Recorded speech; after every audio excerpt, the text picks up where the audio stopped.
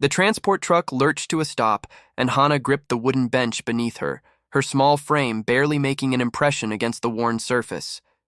Through the canvas flap, she could see the sprawling compound ahead, rows of rectangular buildings stretching across a landscape unlike anything she had seen before.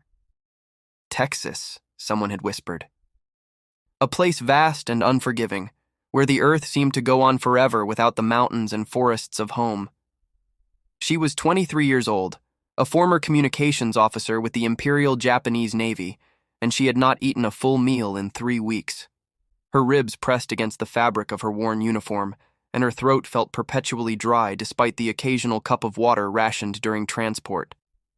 Hana had been captured during the final desperate days of the Pacific Campaign, rounded up along with 47 other women from a coastal defense unit. They had been told during their military training that capture by Americans meant dishonor, torture, and degradation. The propaganda films had been explicit in their depictions, dark shadows and muffled screams that now seemed grotesquely theatrical to her exhausted mind. But propaganda, she was learning, prepared you for a reality that rarely matched the script. The soldiers who had taken them had been efficient rather than cruel, businesslike rather than predatory. They had provided water. They had allowed the wounded to rest. It was the first crack in the edifice of what she had been taught to believe about the enemy. As the women were herded down from the truck, Hana's first shock came not from the guards or the compound, but from what she saw in the mess hall during processing. The doors had been left open, and visible inside were long tables laden with food. Not the sparse ceremonial portions she knew from military life in Japan, but mountains of it. White bread piled on trays, butter in quantities that seemed wasteful, fruit, fresh and bright against the industrial gray of the serving tables, and meat. Everywhere. Meat. Slabs of it. Portions that looked large enough to feed an entire family back home. Hana's stomach made an involuntary sound, something between a growl and a prayer. "Do not stare," whispered Miyuki, the woman beside her, gripping her arm urgently. "Do not show weakness." But Miyuki's eyes were as wide as Hana's, and her jaw had gone tense. The other women seemed equally affected, though they tried to maintain composure. 47 prisoners attempting to look unmoved by the apparent abundance of an enemy nation in the middle of total war. The processing tent was staffed by American medics and a handful of Japanese interpreters, women who had agreed to help facilitate the management of female prisoners. One of these interpreters, a thin woman in her 30s named Akiko, moved through the tent with a clipboard and the expression of cautious neutrality. She had been born in Hawaii and spoke English without accent. When she noticed the prisoner's gaze lingering on the mess hall, she did something unexpected. She smiled, not unkindly, but with a sort of knowing resignation that suggested she understood exactly what was happening in their minds. "Do not be alarmed by the food," Akiko said quietly in Japanese as she registered Hana's information. "You will eat regularly here. The Americans feed prisoners according to Geneva Convention standards. There are protocols, rules." She pronounced the English word protocols with careful emphasis, as if wanting the women to understand that their hunger would be addressed not through mercy, but through regulation. 3 meals every day. You are not starving here. This is a fact you will come to understand. 3 meals. The phrase seemed to belong to a fantasy.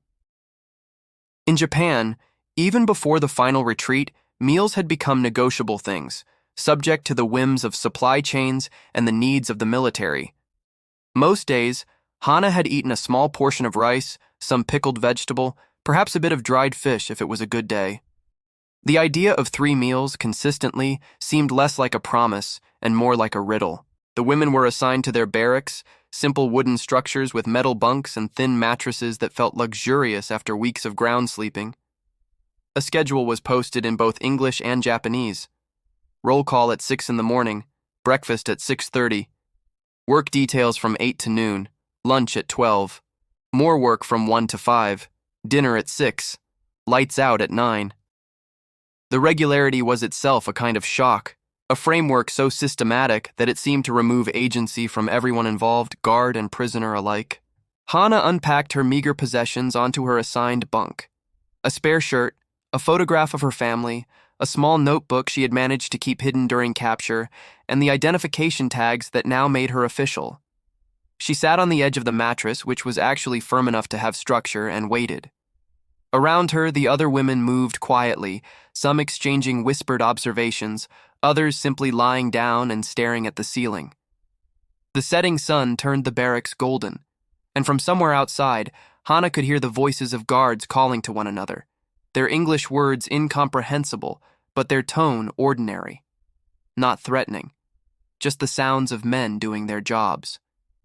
At 6:30, a bell rang. Not a harsh clanging, but a single clear note that seemed designed to be heard without creating alarm. An American corporal appeared at the door, his uniform clean and perfectly pressed, his expression blank in that particular way military men cultivated. "Chow time," he said, though whether he was aware that most of them wouldn't understand, Hana couldn't tell. Akiko appeared at the barracks entrance. "Dinner now," she called in Japanese. "Follow the guards, maintain order. No talking during the march. You will eat in the 3rd mess hall. Go now." The women filed out in rough lines, following the silent guards across the compound. Hana's heart was beating rapidly. She had not admitted this to anyone, but she was frightened of the food. Not of poisoning, though that fear existed somewhere in the back of her mind, but of the sheer alienness of it. What if she could not digest American food? What if the abundance was itself a trap, something designed to weaken them or sicken them? She had heard stories of prisoners who had eaten poorly prepared food and died from the complications. But these fears seemed impossibly distant now as she stepped into the mess hall and immediately encountered a wall of smell. It was meat, everywhere. The main course, set out under heating lamps in long metal trays, was beef. Actual beef, in portions that each could be held in a single hand. Beside it were mashed potatoes, white and fluffy, and what appeared to be gravy, rich and brown. There was butter on the table, individual pats of it, more butter than Hana had seen in her entire military service. There was bread, white and soft, not the hard black bread of rationing, but something that looked as though it had been baked that very morning. There were vegetables, green beans and butter, carrots, sliced and gleaming. There was milk, available in large metal pitchers at the end of the line. And on a separate table, as if arranged specifically to test their capacity for disbelief, were desserts. Pie, its crust golden, cake layered with frosting, fresh fruit in bowls, apples so shiny they seemed almost artificial. "Take your portion," said the American serving staff, speaking through Akiko's translation. "You will eat everything on your tray. Do not waste food, yes?" Hana had been trained in discipline. She had endured physical punishment, lack of sleep, long marches on minimal rations. But nothing had prepared her for the moment when she stood in line holding her tray and watched as an American soldier, a broad-shouldered man with kind eyes, placed a piece of beef on her plate. Not a small piece, a piece that was actually substantial, the kind of portion that, in Japan, would have been divided among 4 people. The serving spoon dug deeper, and more meat came. "Seconds okay?" the man asked. And when Akiko translated, Hana wasn't sure if okay meant he was asking permission or offering more. Another piece of meat landed on her plate. She also received her mashed potatoes, her green beans, her bread with its individual pat of butter. The dinner roll was warm enough that she could feel the heat through the tray. When she reached for milk, Akiko quietly directed her toward it. "They drink milk with every meal," the interpreter said quietly. "You will too now. It is part of the protocol." Hana carried her tray to a long table where the other women were already seated. She sat down carefully, as if the chair might prove unstable. On either side of her, Miyuki and another woman named Tomoe were staring at their food with expressions of profound disbelief. Tomoe was older, at least 30, and had worked as a nurse before the war. Her hands, Hana noticed, were trembling slightly. "I cannot eat this much," Tomoe whispered. "My stomach will reject it. We have not eaten full portions in so long." "Then you will leave it on your tray and be disciplined for waste," came a voice from their right. They all turned to see a Japanese-American woman in an American uniform, a military police armband on her sleeve. Her name, they would learn, was Keiko, though she introduced herself as Corporal Keiko. She spoke with a Californian accent that made her Japanese sound almost musical, the words of home coming from someone who clearly belonged to neither world. They have regulations about food waste. You will eat what is served. If you become ill, you will see the medic. Do you understand? Yes, they responded in unison, uncertain whether becoming ill was a threat or merely a statement of fact. Hana picked up her fork. The meat was still warm, and when she cut into it, it was tender in a way that seemed to suggest it had been cooked specifically to be easy to chew. She put the first piece in her mouth and had to stop herself from closing her eyes. The taste was extraordinary. Rich, savory, with a depth of flavor she had almost forgotten existed. She had eaten meat before, of course. Small portions, carefully prepared, stretched to feed as many people as possible. But nothing like this. This tasted like meat was supposed to taste when there was enough of it, when it wasn't being supplemented and diluted and made to serve multiple purposes. It tasted like peace might taste, if peace had a flavor. Around the table, the other women were having similarly profound experiences. Miyuki had gone very quiet, her eyes closed as she chewed. Tomoe had tears running down her face, though she was trying to hide them. A younger woman, perhaps 19, named Sakura, was eating quickly, almost desperately, as if the food might disappear if she didn't consume it fast enough. One of the guards, noticing her speed, came over and gently slowed her pace with a quiet word. "Slowly," he said. "You eat too fast, you get sick." Akiko translated, and Sakura, abashed, forced herself to take smaller bites. The mashed potatoes were another revelation. Hana had had potatoes before, but always as part of a soup or mash, stretching to feed many. Here they were creamy, whipped with butter and milk, and when she added more butter from her pat, they became luxurious in a way that seemed almost indulgent. The green beans, small and tender, had been prepared with butter and garlic. The bread, when she broke it open, released a small cloud of steam, and the butter melted into it immediately. She had eaten half her tray before she fully registered that she was full. Not miserably full, not the distended feeling of having eaten too much poor-quality food, but satisfyingly full, her stomach content with what it had received. "Finish your plate," said Corporal Keiko, appearing beside them with her characteristic lack of warning. "They will not clear until all portions are consumed or officially wasted." "We are full," Tomo said quietly, her hand on her stomach. "Our bodies are not accustomed to such quantity." "Then you will learn to be," Keiko replied, her tone not unkind but absolutely firm.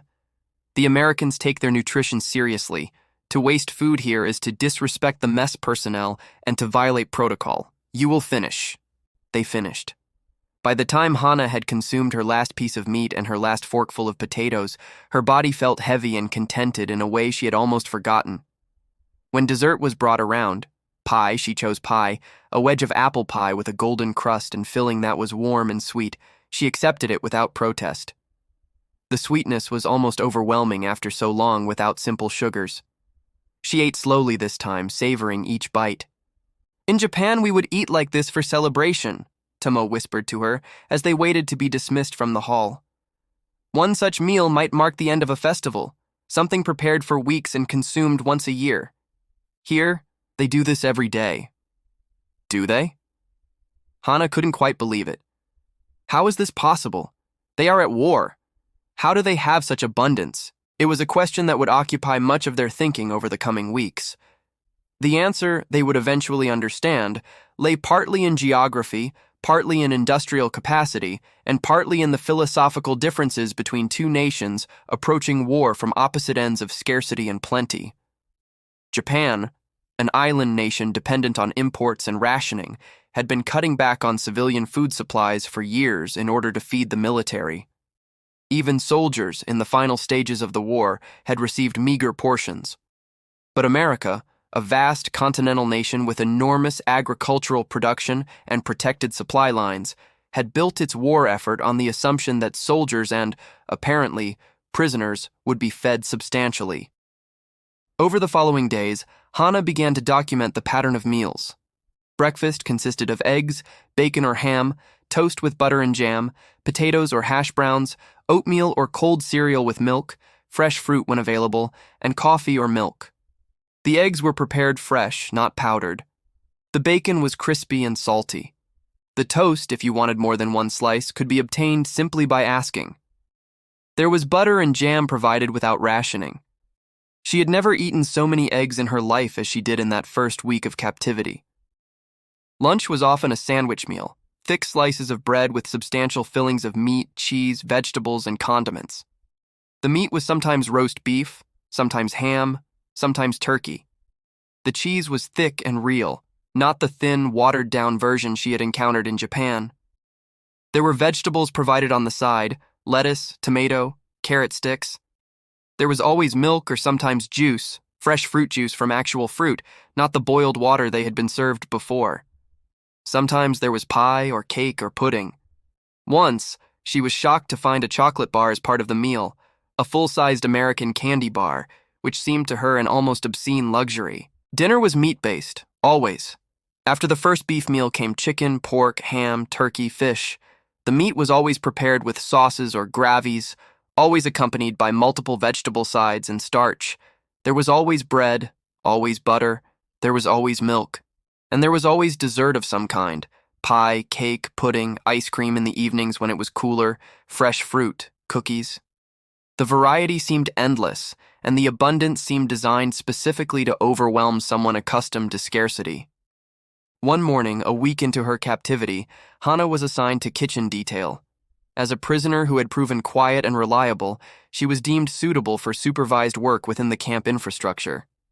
She had been afraid of the assignment, uncertain what it would entail, but when she arrived at the kitchen at 6 a.m, she found herself standing in front of what appeared to her to be an entire warehouse of food. The kitchen was vast, industrial, with row after row of enormous stoves and ovens, massive refrigerators, and long tables for food preparation.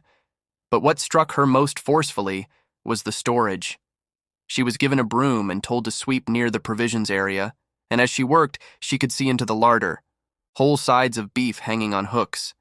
Crates of fresh vegetables, more than she had seen in any single location in years. Sacks of flour, sugar, potatoes. Cans stacked to the ceiling, and when she noticed the labels, corn, beans, peaches, pears, pineapple, tomatoes, she realized that this single storage area contained more canned food than her entire neighborhood in Japan had eaten in the previous year. "Do not stop," said an American sergeant, noticing her staring. His expression was not angry, but it was clear. There was work to do. She returned to sweeping, but her mind was racing. This was not just a prison camp. This was logistical evidence of something almost incomprehensible. An entire nation producing food at this scale, while simultaneously waging a global war. How many such camps existed? How many soldiers were fed daily with this same abundance? If prisoners received this, what did the military itself consume?